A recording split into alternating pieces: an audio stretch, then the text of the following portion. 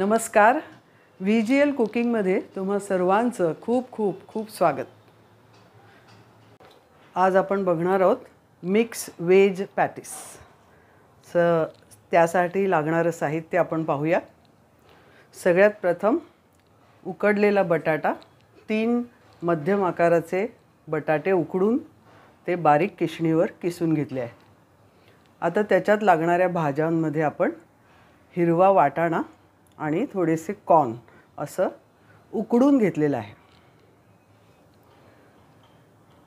एक बारका कांदा चिरलेला आहे, बारीक चिरलेला आहे. थोडीशी कोथिंबीर आहे, आलं, मिरची आणि लसूण असं हेही बारीक चिरून घेतलेलं आहे.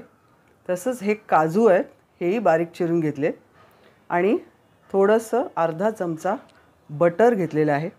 तसंच आपण ह्याच्यामध्ये लिंबू पिळणार आहोत आणि या सगळ्या मिश्रणाला एक कुरकुरीतपणा आणि टेस्टी चव येण्याकरता तांदूळाचं पीठ घेतलं आहे आणि कॉर्नफ्लॉवर घेतलं आहे आणि हे चवीपुरतं मीठ घेतलं आहे. चला तर बघूया हे आपण कसं करायचं. कॉर्न आणि वाटाणा घेतलेला आहे शिजवून. तो थोडासा एका ग्लासच्या द्वारे आपण बारीक करून घेऊया, जेणेकरून तो पॅटीसमध्ये चांगला मिक्स होईल. अशा प्रकारे सगळ्यात प्रथम आपण एका पॅनमध्ये छोटंसं बटर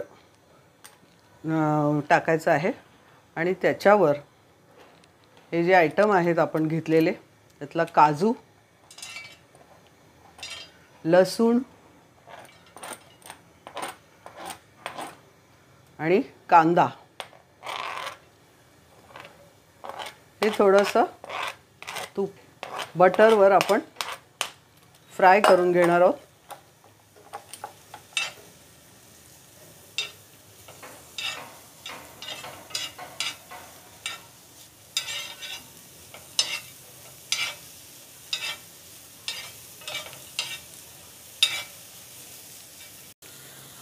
हे सुमारे 5 सेकंदाकरता आपण थोडंसं पॅनमध्ये टाकून त्याला सॉफ्टनेस आणलेलं आहे आणि थोडंसं त्याचा काजू पण व्यवस्थित भाजला गेला आहे आणि कांदा पण सॉफ्ट झाला आहे.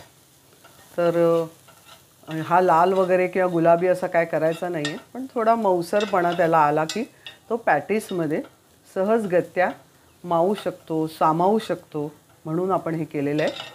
आता आपण पॅटीसचं मिश्रण कसं बनवायचं ते बघूया. सगळ्यात पहिला आपण जो किसलेला बटाटा आहे तो घेतो. त्याच्यानंतर ही जी भाजी आपण स्मॅश करून घेतलेली वाटाणा आणि कॉर्न ते घालूया.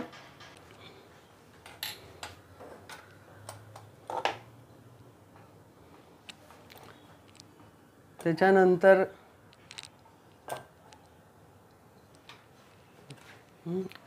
असं त्यानंतर हे आलं किसलेलं हे घालूया. थोडी मिरची ती घालूया, बारीक चिरून घेतलेली. कोथिंबीर घालूया.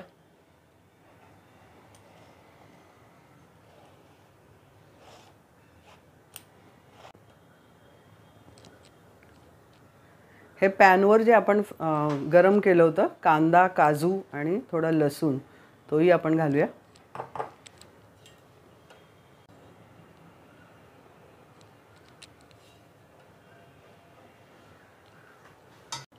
लिंबू आपण पिळूया ह्याच्यामध्ये.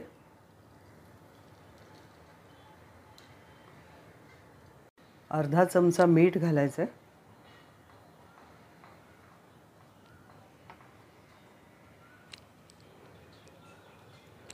आणि हे मिश्रण आपण सगळं मिक्स करूया.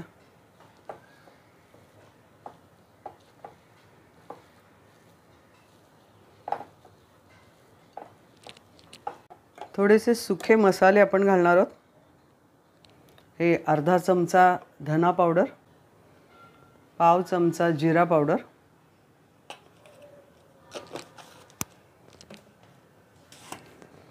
थोडा हिंग घालायचा आहे,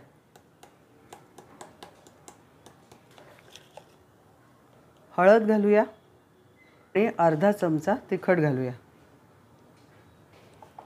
पुन्हा हे मिक्स करूया.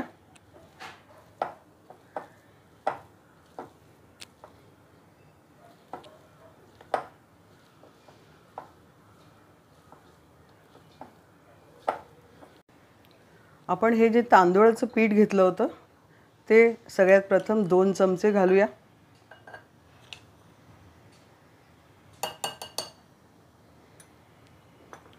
थोडंसं हे मिक्स करूया. हे घातल्याने समजा कांद्याला, बटाट्याला ज्या पदार्थामुळे पाणी सुटतं ते त्याचं पाणी बॅलन्स होतं. खूप एकदम दाबून मळायचं नाही, जस्ट मिक्स करायचं आहे.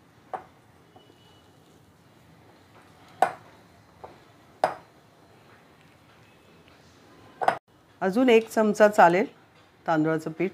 ते थोडंसं अंदाज घेऊन घालायचं, आपलं मिश्रण किती आहे त्याच्याप्रमाणे. हे मिश्रण हातावर चिकटू नये त्यासाठी आपण 1 चमचा तेल घातलेलं आहे, कारण आपल्याला याची टिक्की बनवायची आहे. तर हे आता हाताला न चिकटता सुटसुटीत मिश्रण तयार होईल की जेणेकरून आपल्याला हातावर घेऊन त्याची टिक्की बनवता येईल. हे मिश्रण तयार झालेलं आहे. आता आपण ह्याच्या टिक्क्या बनवूया. थोडासा तेलाचा हात लावत, हे बघा असं हाताला तेल लावून घ्यायचं आहे आणि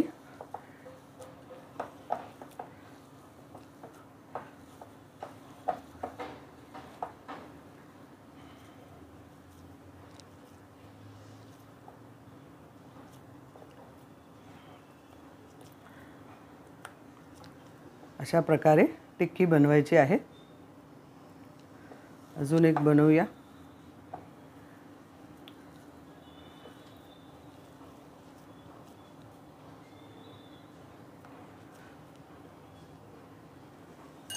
अशा प्रकारे तर सगळ्या टिक्क्या बनवून घेऊया. आपण हे जे कॉर्नफ्लॉवरचं पावडर घेतलेली होती ती एका ताटलीमध्ये घेतली आहे आणि त्याच्यामध्ये आपण हे जे टिक्की बनवलेली आहे ती थोडीशी डिप करायची आहे आणि ती पॅनवर ठेवायची आहे. अशा प्रकारे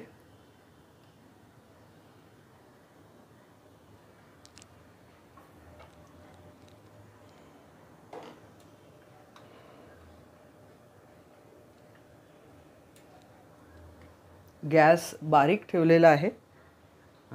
पॅन तापवून घेतला आहे आधी, पण हे जेव्हा आपण टिक्की ठेवणार तेव्हा त्याचा गॅस पूर्णपणे बारीक ठेवलेला आहे की ती खालून लागता कामा नये आणि स्लोली स्लीम गॅसवर ती हळूहळू क्रिस्पी होण्यास मदत होईल. अशा पद्धतीने आपण गॅस बारीक ठेवायचा आहे. सगळं जे आपण मिश्रण घेतलं आहे, सगळे जे इन्ग्रेडियंट्स घेतले ते सगळे ऑलरेडी शिजवून घेतलेले आहेत. सो त्याच्यामुळे आतमधून शिजण्याचा प्रश्न येत नाही. फक्त बाहेरून ही टिक्की छान कुरकुरीत आणि आतून सॉफ्ट अशी लागली पाहिजे.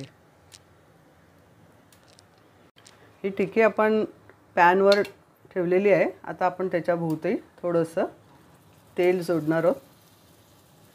त्यांना आता आपण उलटवूया. दुसरी बाजू ह्याची भाजून घ्यायची.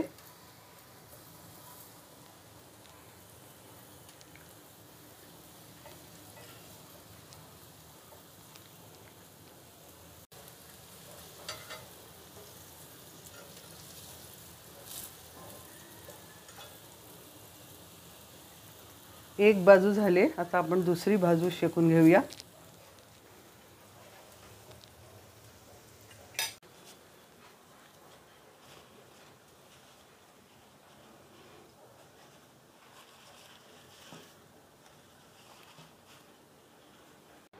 हे मिक्स वेज पॅटिस आपले तयार झालेले आहेत. यात तुम्ही अजूनही इतर प्रकारच्या भाज्या घालू शकता, जसं कोबी, फ्लॉवर हा बारीक चिरून थोडासा बटरवर परतून यामध्ये तुम्ही मिक्स करू शकता आणि याप्रमाणे हे पॅटिस करू शकता. तसंच हे पॅटीस खाण्याकरता खूप हेल्दी, त्याच्यामध्ये आपण कॉर्नसुद्धा ॲड करतो आणि वेगवेगळ्या चवी पण त्याच्यामध्ये आणतो. त्यामुळे क्रिस्पी आणि आतून मऊसूत अशा पद्धतीचे हे पॅटीस मी चिंचगुळाच्या चटणीबरोबर सर्व केले. तुम्ही सॉसबरोबर, चटणीबरोबर हे पॅटीस खाऊ शकता. आणि ही रेसिपी आपल्याला आवडली असल्यास जरूर सगळ्या ठिकाणी शेअर करा, लाईक करा आणि हो, सबस्क्राईब करायला विसरू नका.